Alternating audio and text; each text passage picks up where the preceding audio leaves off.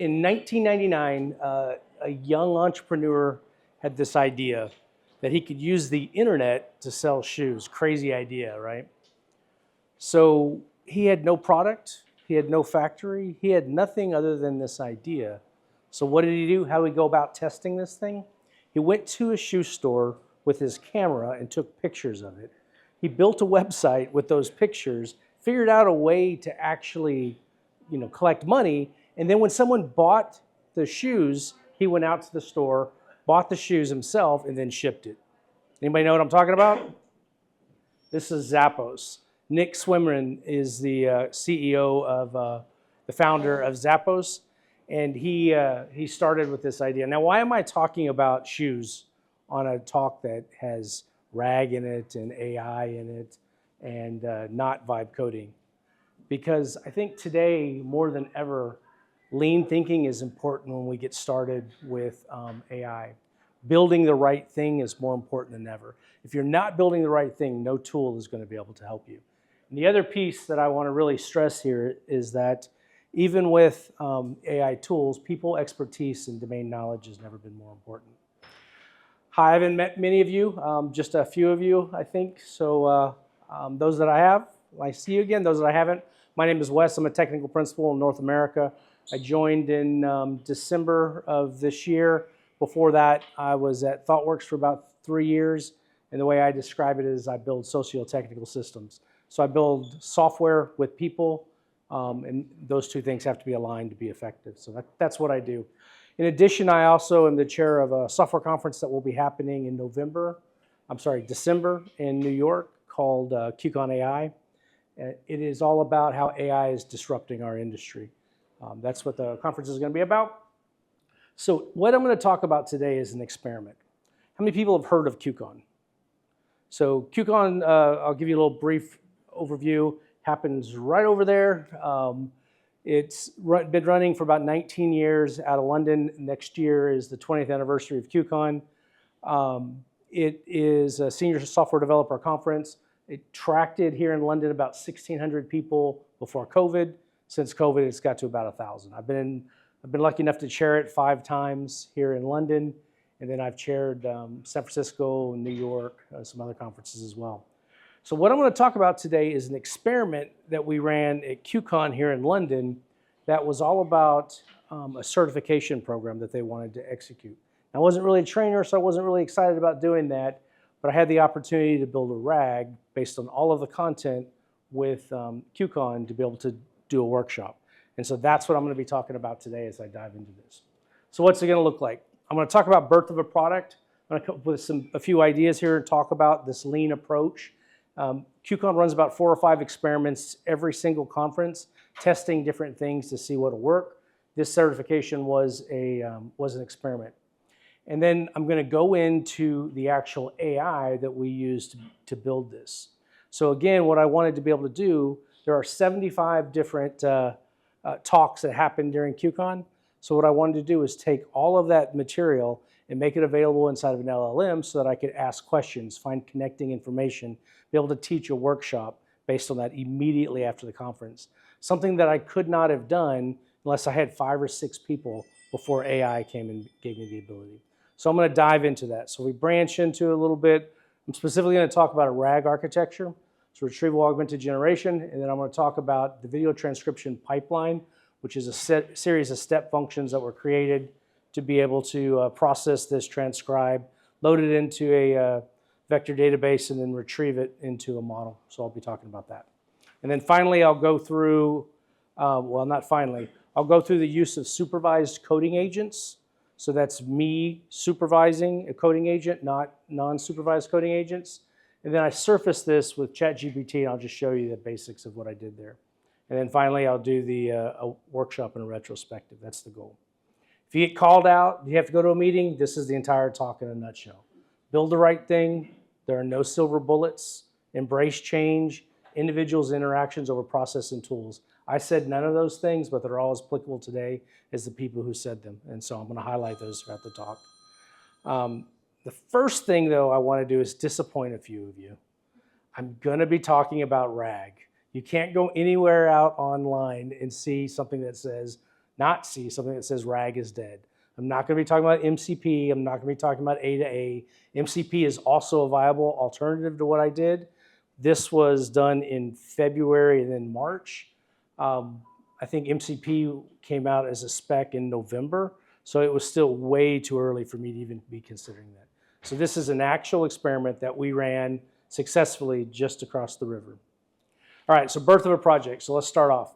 I already described QCon a little bit, but this is an example of the schedule to give you an idea of the problem facing us. There's 3 days of this conference running, 5 concurrent sessions. They're about 50 minutes long each. And so what I needed to do was be able to pull all of that content in near real time. I think it was like an hour after the talk, and bring that into a pipeline that made it available into an LLM. LLMs, if you look at their cutoff date, they're usually about a year or so out. This means this talk could be given in an hour later. It could be in your fingertips with an LLM. Very powerful use case for RAG architecture. So I mentioned this InfoQ Certified Solution Architect. What is this? This program was designed by the folks at QCon. I implemented the AI and then led the workshop. But the certification was a cohort where a group of people is limited to 30 people, went through this program with some things early on, kind of insider things about the conference up early, and then there were some special sessions during the conference, some lunches, and then we gave this workshop. I led a workshop the day after the conference was over, using all of that material to be able to craft a workshop using some of the open space concepts. Now, just briefly, I'll point to Eric Ries's book. Eric Reisz wrote The Lean Startup that talks a lot about this learn, build, measure loop. This is kind of foundational to some of these experiments that typically run at QCon. So I want to show you one of the experiments. There were multiple experiments that went on before I ever got in front of any of the people there. Just want to show you one example of one of the ones, and that was with ticket sales. Ticket sales for the conference, that line 20 there is the threshold. If 20 tickets were not sold for this small workshop of 30, then it wasn't going to go forward. So this is the watermark. We have to hit that or it's going to be canceled. That's the first thing. Is someone willing to buy this product? Again, it was just a small sample set, so only about 30. The conference date was on 4/7, January 13th or so. We opened up ticket sales. 15th was the first one. 30 days later, we got to just about 18. Looked like a pretty good idea that we were actually going to go through it. So at this point, I had a meeting with the folks there. They're like, yeah, this is going to happen. So I really had to get seriously started with how I was going to go about it. The reason I put that out is because everything I'm about to show you is done in 4 weeks. And it was done mostly in evenings, weekends, with some time that Katie let me take during the day with, or look away, Katie, not too much time, but some time during the day to be able to focus on some of this. But we hit the minimal threshold about 5 weeks later, and then we sold out. We capped this at 30 because it's an experiment. It's not, we didn't want to scale it, have a whole bunch of people here if we didn't have product market fit. So that was the first experiment. If we had kept going, we would have got about 50. Now, I've talked nothing about AI so far.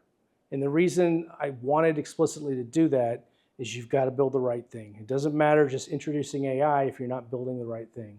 So the first lesson that I want to talk about here is validate an idea, make sure you're building the right thing. Don't just launch into AI to be able to solve the problem. Don't vibe away at it. That's lesson one. All right, let's stop talking about that and let's talk about the AI that was used to deliver it. So what was the plan? So first off, I wanted to take all of the talks that I mentioned, 75 that were running, be able to get those into an LLM so they were at my fingertips. So I could do things like, what were the key takeaways from Matthew Clark's architecture in the lead? Matthew Clark is the lead architect at the BBC. So I wanted to be able to get the meaning of what were the key takeaways. I didn't want a keyword match, but the actual meaning that was in the text. In order to do that, I had to develop a pipeline that I could upload all these things into this RAG and be able to create appropriate sized chunks that I could then retrieve. And to do that, I needed to create embeddings using OpenAI, which is just a big mathematical, it's just a big grid of doubles that has 1,600 different points, 1,537, I'm drawing the number wrong, 1,530, anyway, 1,500 different points that point to a description of that particular chunk. So then when I could type in the LLM a question like Matthew Clark's BBC serverless talk, it would find those things most relevant to what I said. So I also needed to do embeddings and then find that context to be able to do it. In addition, I also wanted it available to attendees on their phone, so that way when they're doing this workshop and interacting with each other, they can ask questions about the content that just happened. They may not have even been in all the different sessions. So that's what I wanted to do. The architecture of what was built is there on the right. We'll be tearing that down and talking a bit through it, but it's all AWS Lambda functions. This was built in a monorepo, all using Python, all using unit tests, integration tests, end-to-end test, full Terraform on everything that was here. 95% of what you see was generated via code using a prompt-driven approach. And so that's what we're going to tear down. All right, so the RAG. I'm not going to do a whole thing on RAG. If you would like one, check out Adam Fletcher's talk from last year. It was really, really good, and he dove down much deeper than I'm going to go into here. To use my British accent, he went into the maths of it. I'm not going to go into the maths of it. From a high level, though, I will talk just basically about what it's doing, so that way we can talk about how a RAG is actually injecting information. So at a high level, a user asks a question to an LLM, in this case ChatGPT, with a GPT-4 model, and then you get a response. What's actually happening there is that text gets broken into tokens. It gets transformed into vectors, into those numbers. It processes the embeddings using its past training that's been trained on the internet. It uses that information to actually then get probabilities of the next tokens that would come out. So it's taking these embeddings, it's using the past training to project the next set of tokens. It's not thinking, it's just using a mathematical projection of what's next. From that point, it takes those tokens to form a response. So that's what's happened, but that's even deeper than I really want to go. What I really want to show what a RAG does is it injects a retriever right before that process. And the retriever then will go against a data store to pull back information, and it's literally just dumped into the LLM. You can structure it in certain ways, but at the most basic level, it's just dumped. So that context thing that I had before, where I was putting information in there, all it's doing is retrieving information and putting it into the LLM. So when it gives me a response, it gives me a response based on that. Now why is that important? Lots of reasons. But a couple of ones is that now you have a less likely hallucination because you have the specific things that you want it to process. So that goes into it. Responses can be up to date. Like I mentioned with the RAG before from QCon, they were literally 30 minutes to an hour after the talk was available in the LLM. You can't get that going to an LLM that was trained a year ago. You can inject domain-specific information into it, like medical or something that maybe isn't in a RAG traditionally. You can get better governance and security. And one of the things that's really important in Europe is GDPR. Using a RAG, you can get better traceability, explainability of what your results are actually getting.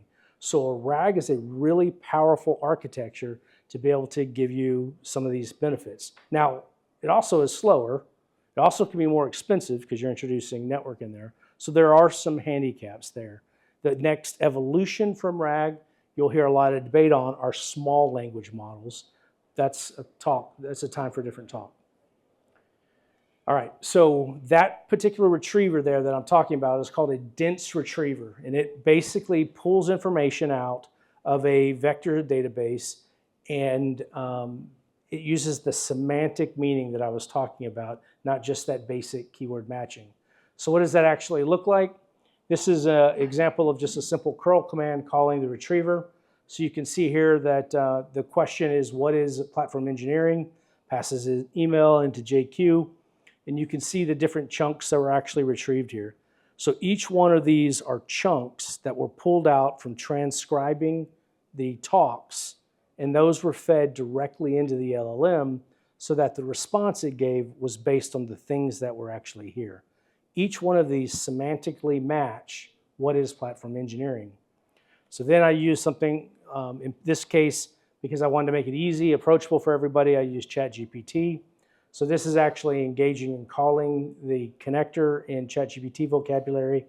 And this is the type of result that it gave with that exact query. There's the definition.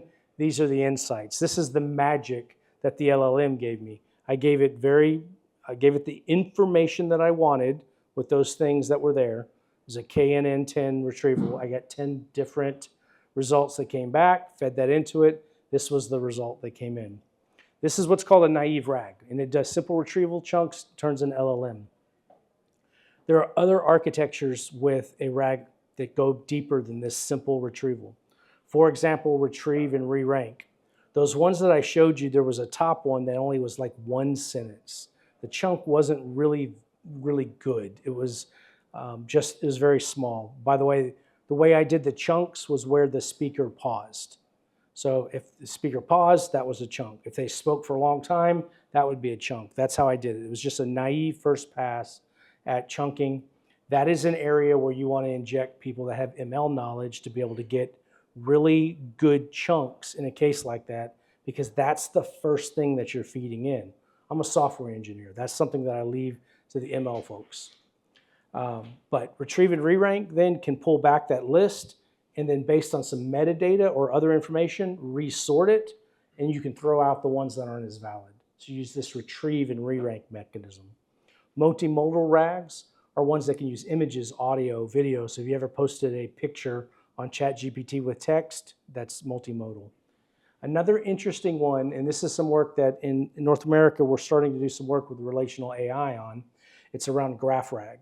And what a graph does is it has edges and nodes that have like a semantic or has meaning within a graph, a knowledge graph. So like everybody in this room is connected because we're here right now at this event in this particular talk. That's something that we can use in a graph RAG to show connection. And then you can have other dimensions to be able to connect things so you can get back to a higher match that you want to return into the RAG.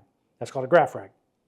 A hybrid RAG uses keywords, traditional keyword matching with the semantic meaning to give you better results.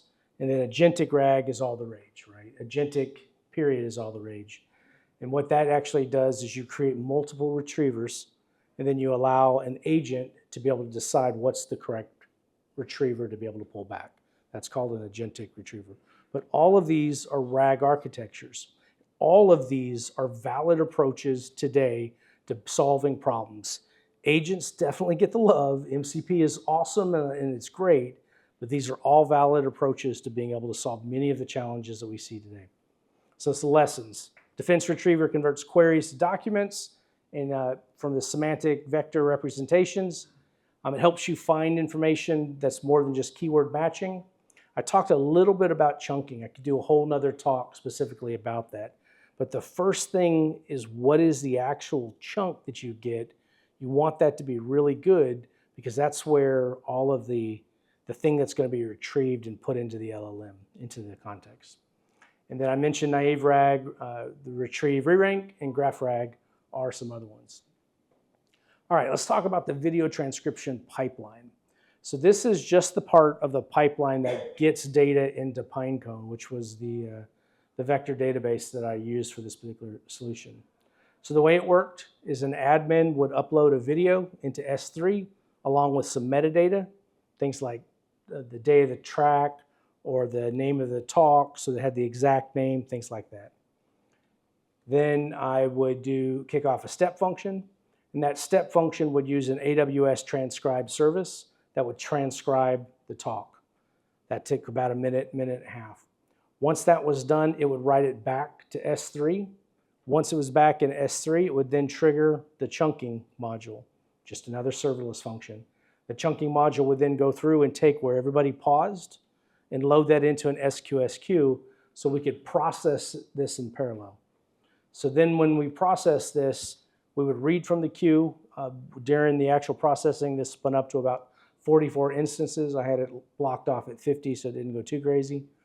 And that would read each thing from the queue, each one of those segments that you saw, make a call to OpenAI and create that 1,531 vector array, basically, that had all of the math representations of that particular chunk. And that's what would be mapped and matched when I actually type into something to pull back that semantic meaning. Those things were then stored in Pinecone, which was the vector database for retrieval.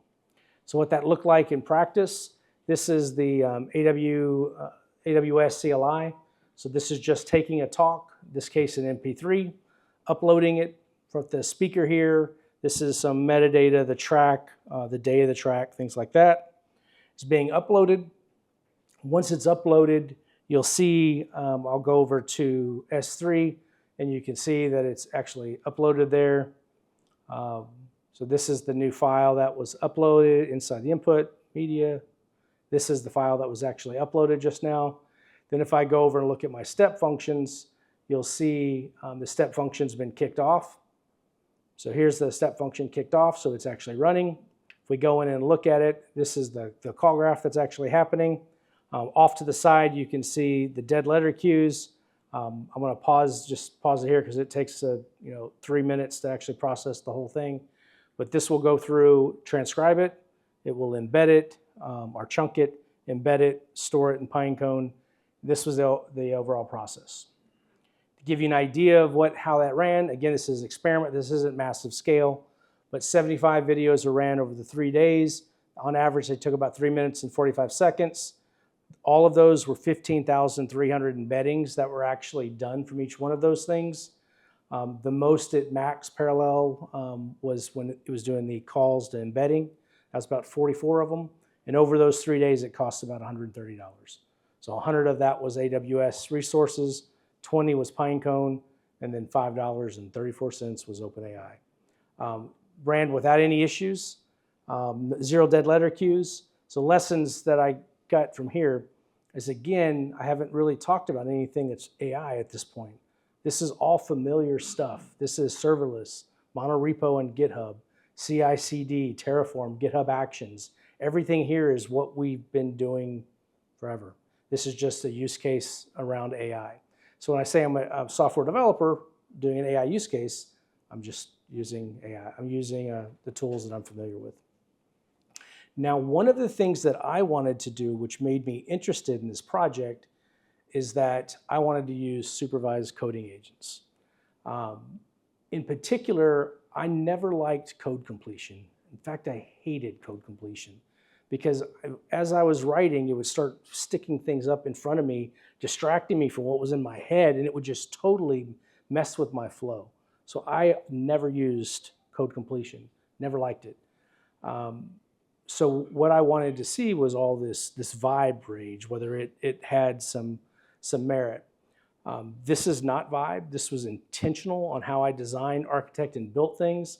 And so I want to go through this process just a little bit. So what did that look like? The first part, I kind of call that using an LLM as my muse. And so this part was an hour of just going back and forth with the LLM, telling it what I wanted to do, and really shaping what I wanted to do. In my hat, in my mind, I was wearing a product and architecture hat when I did this. From there, I went to requirements, like what were the requirements that I wanted to use from this thing? Again, using the LLM. Now I'm into this product mindset. Then I built an old school PRD.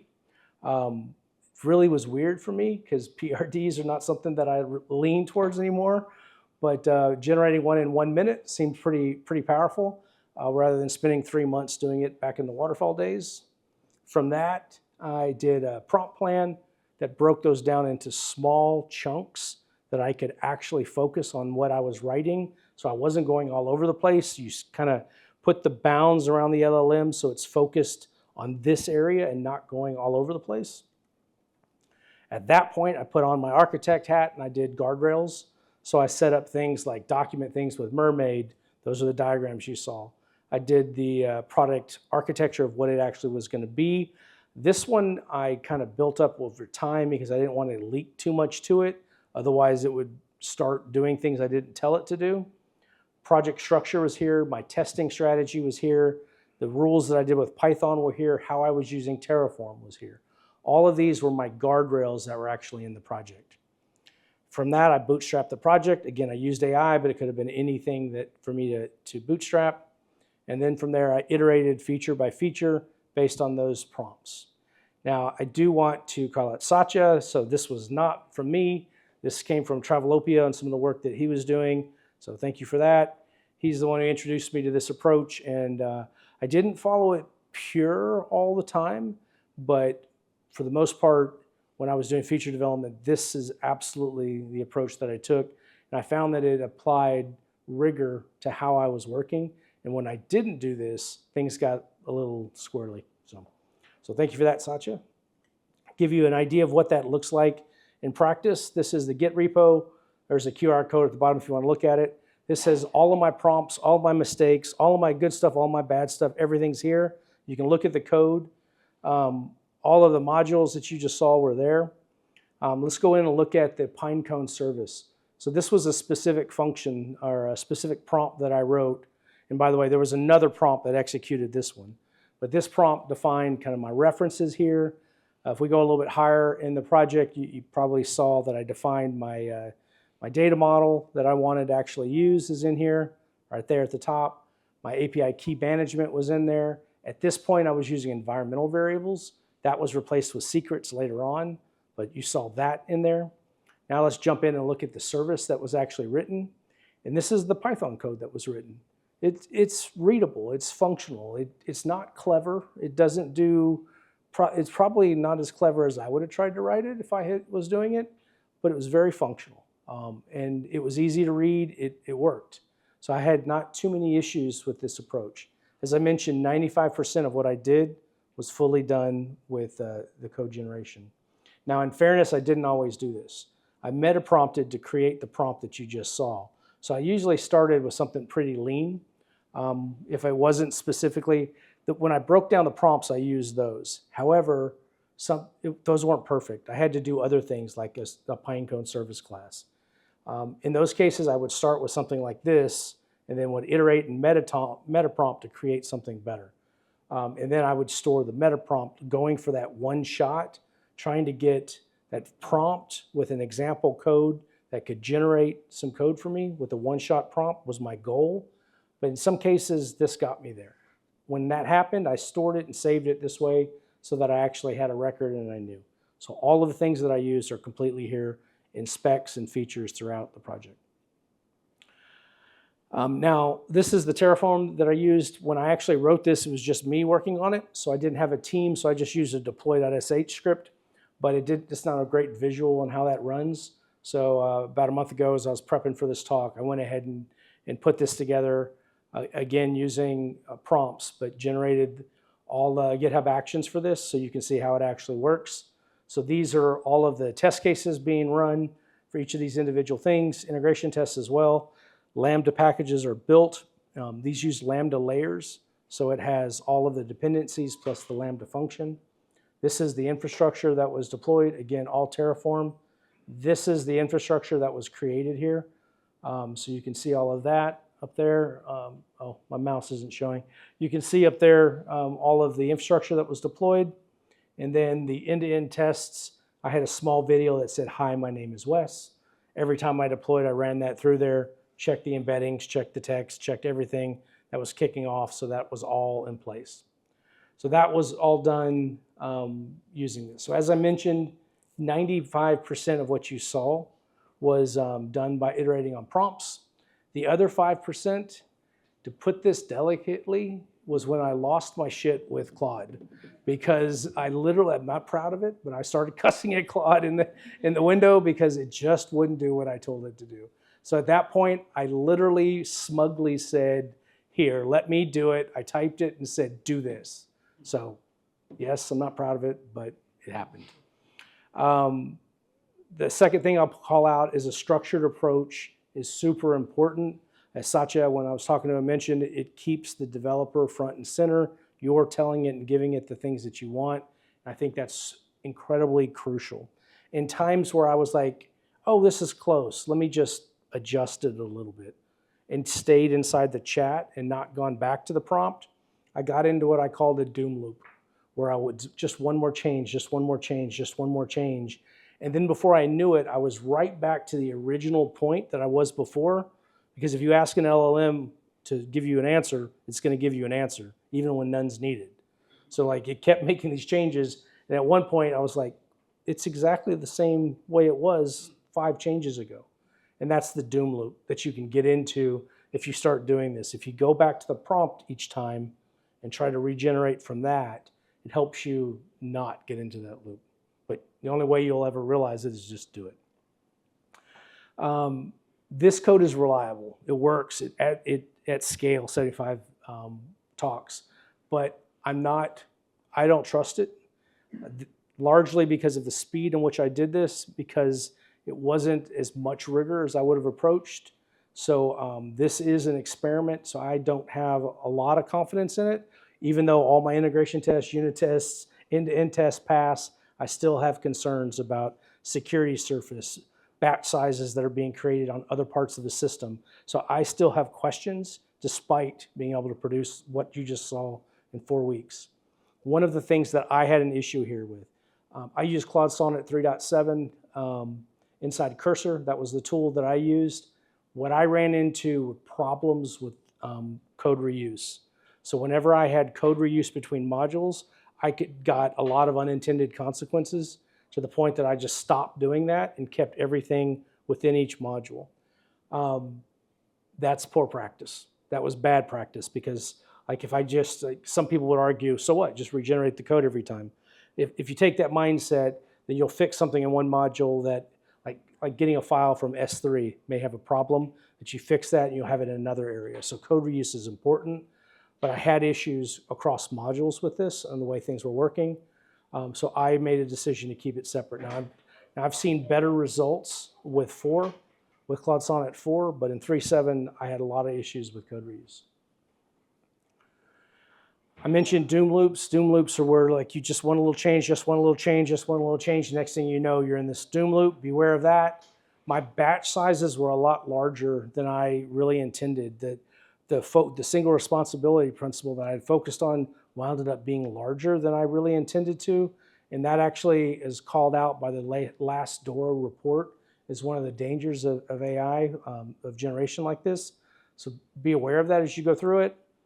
The do one thing, single responsibility protocol or principle, I can't stress enough. Don't forget that. Don't forget our practices, because if you start doing too much, you start getting unintended consequences happening in other areas.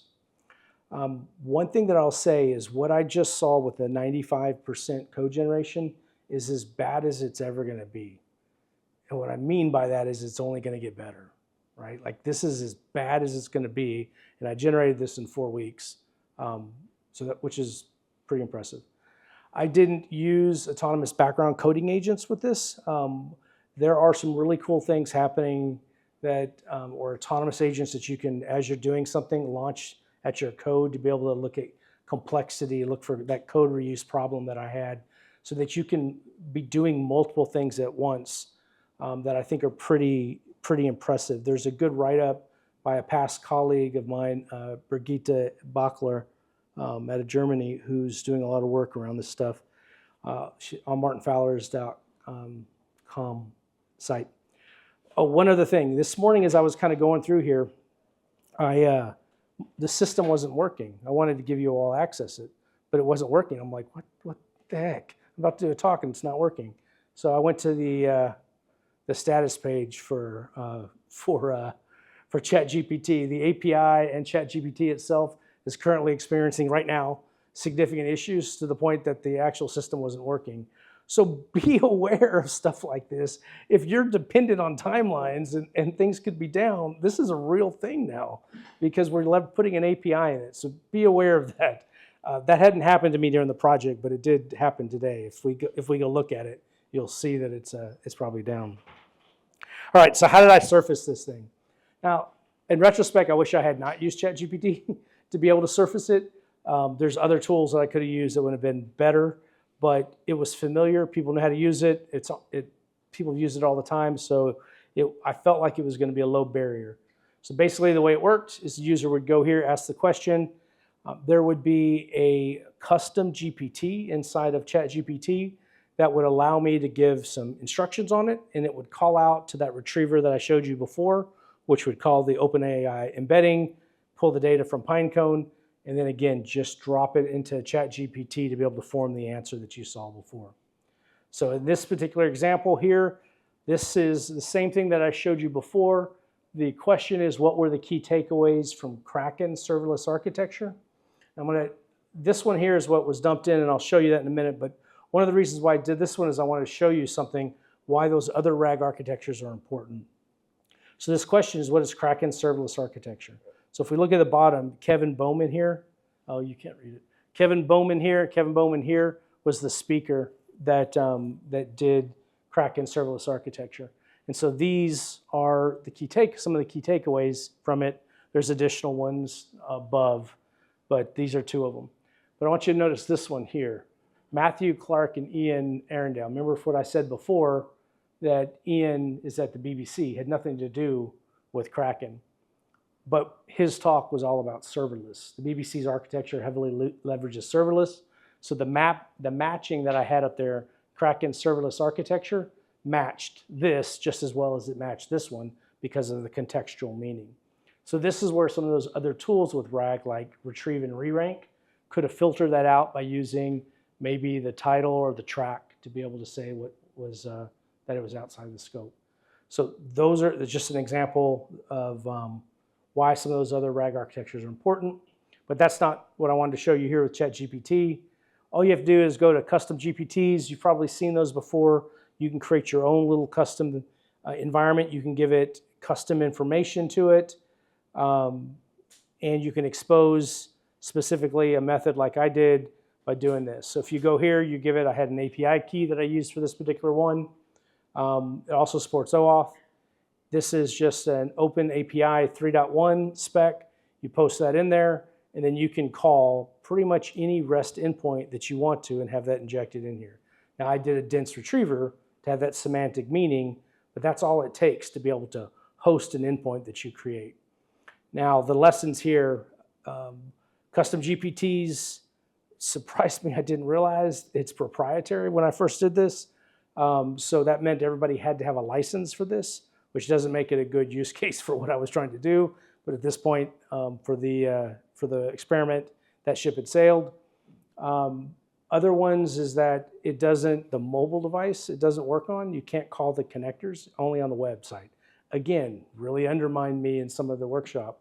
So I really wish I had used something else. Built my own front end. There's framework tools out there you could use. You could use LangChain or Lambda Index to be able to orchestrate some of these calls. And then MCP is all the rage right now, Model Context Protocol, which is an emerging pattern that came out in November of last year.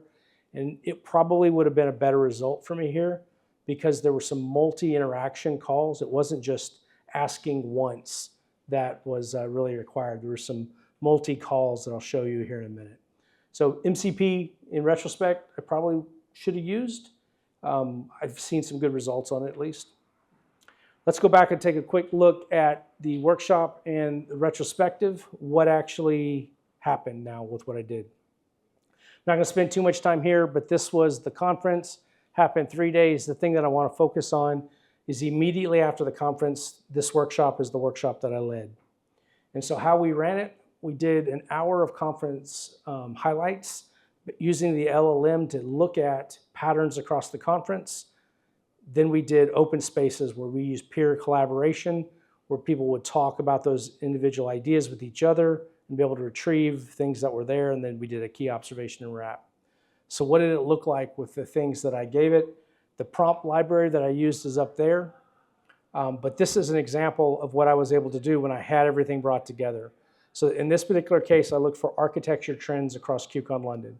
So again, 75 talks. People from Kraken was there, BBC was there, Netflix was there, all kinds of big Silicon Valley type shops were there, along with startups were there, Monzo was there. And so what I did is, what were the trends, architecture trends that came out of this conference? And this is what it came up with. Architecture is no longer a purely technical concern. It's deeply sociotechnic, systematic, and strategic. There's that sociotechnic word that I used before. Platform evolution to AI embeddings to sovereign clouds, every architecture design now lives at the intersection of technology and team structure, data scale and organizational governance, individual empowerment and platform accountability. This is one of the 5 trends in each one that we highlighted. So architecture is an organizational capability. Architecture is shifting from a central design to distributed participatory practice. In other words, it's not this ivory tower practice. You need to distribute it across teams. You need to give autonomy, purpose, and mastery out to teams that include architecture. That's what this is capturing. So architects must consider social, cultural, political forces alongside technical decisions. These are the, Shushil was from Monzo. He talked about knowledge flows informally. So architects should be able to lead through by influencing. So this is an example of one of the things that was a key takeaway for architecture when it came to the conference. We did 5 of these for each of the core areas of the conference. These are the other 4 that were here. Other ones that we had were like people and process. We had AI. We had topics of relevant interest, things like that. Each one of them, we came up with an action plan. So given this information, how do you go back to your shop to be able to bring these changes here in place? So it talks about architecture, organizational architecture, platform strategy, AI native, governance, implementing policy as code and multi-cloud observability, culture. None of this I could have done without being in every one of these talks and then being able to capture all those notes. Because I had this pipeline, because I had this RAG, I could interrogate it, pull all that information together, and shape this together to be able to lead a workshop on it. I didn't have that ability until AI gave that to me. All right, just a quick, I'm not going to spend too much time on open spaces, but open spaces are where we bottom up organize the things that we want to talk about. And then as a group, they discuss the topics that are important. This is an example of one of them. You can see the dot voting there. And then this was the tool in their hands so that they could go back to the content that was actually happening or look for related content as part of the discussion. So lessons. Overall, the thing was a success, but there were some strong signals that I'm glad it was an experiment, so it can be iterated on and they can move forward with the next version of it on how they're going to do it. So there was high engagement. Overall, QCon does super green, green, yellow, and red as ratings. So there was 89% super green or green ratings from the people who attended. Almost 60%, 56% had it super green, the highest rating you could give. So there was really good reception on it. However, when we did the survey, there was a lot of, I found out they weren't the top ranking. They were kind of like 7 and 6 on the scale, the majority of them. And that came because there was some confusion on overall the program. And that told me I over-indexed on AI and forgot the people in the process. I was so focused on the RAG was going to be cool, this was going to be awesome. I forgot their experience. I didn't focus enough on their experience. One of the things that we didn't realize is that the people who attended it were all senior. 2/3 of them were strategic, people in strategic roles. They were not lower level developers. They were strategic CTOs, CIOs, VPs. That was surprising because traditionally what we see with workshops at QCon are lower senior people. So this would turn out to be an entirely new market for them to be able to dive into now, which they only found because of this experiment. The peer networking was hugely successful. So some of the big things that told me is that interactions and individuals matter more now than ever. Lean thinking is important. Supervised coding agents are incredible, but they need the experience of people behind the scenes to guide them, to make sure that you're getting the output that you need to. I really feel like, actually I want to come back. I want to talk about this one for just a second at the risk of going over. After this was over, after I did this project, came back, I was wiped out. I really couldn't quite get into the groove for a minute. It took me a minute. And I was like talking to my partner, I'm like, I don't know what's going on. I can't seem to focus. And she's like, oh, you're just, really stressed. You flew all over to London, came back. And I was talking to Satya, and he's like, yeah, I had to take a minute after I did Travelopia too. And I talked to a couple other people, and they said the same thing. There is a cognitive load on adopting these things that I don't think we're talking about, that we should be aware of as we bring these onto teams, that it's not really self-evident, it's not obvious. I didn't see it till I experienced it. But it's real, and we need to be thinking about it as we bring these onto our teams. All right, so with that said, these tools really feel like they can get you 90% there. Andrew Clay Schaefer, one of the founders of the DevOps movement, someone who will be at QCon AI in December, posted this last week. He said these tools will get you 90% of the way there. All that's left is to get to the last 90%. So they're amazing. They can do really cool things, but there's a lot more to software development than just producing code. There's a lot of thinking that's happening. Now, if ChatGPT is not an incident still, you can use the tool yourself.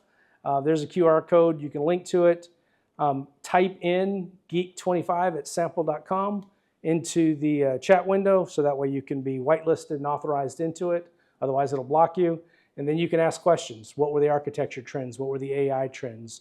What was the front-end trends? Whatever it is that you want to ask, you can ask about it. This was about, I guess, 7 weeks ago at QCon AI, and it's available. So overall, my big key takeaways: build the right thing. Things like lead thinking help you make sure you're building the right thing. There are no silver bullets. This is an incredible tool, but it still requires expertise and guidance. Otherwise, I would not have created what I did there. If I just vibed it, it would not have looked like what came out. Embrace change. This is moving so fast. You've got to embrace this change that's happening.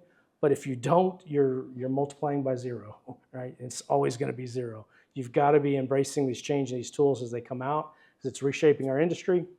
And then as you embrace these tools, don't forget individuals' interactions over process and tools are more important than ever. I kicked this talk off starting with this Zappos example, but I didn't mention the end result. Zappos was sold to Amazon in 2009 for $1.2 billion, all from a guy who showed up taking pictures at a shoe store so that he could create a web app. Lean thinking combined with AI can be a superpower, but don't forget people, expertise, and domain knowledge is more important than it's ever been. These are my reference, and thank you for coming.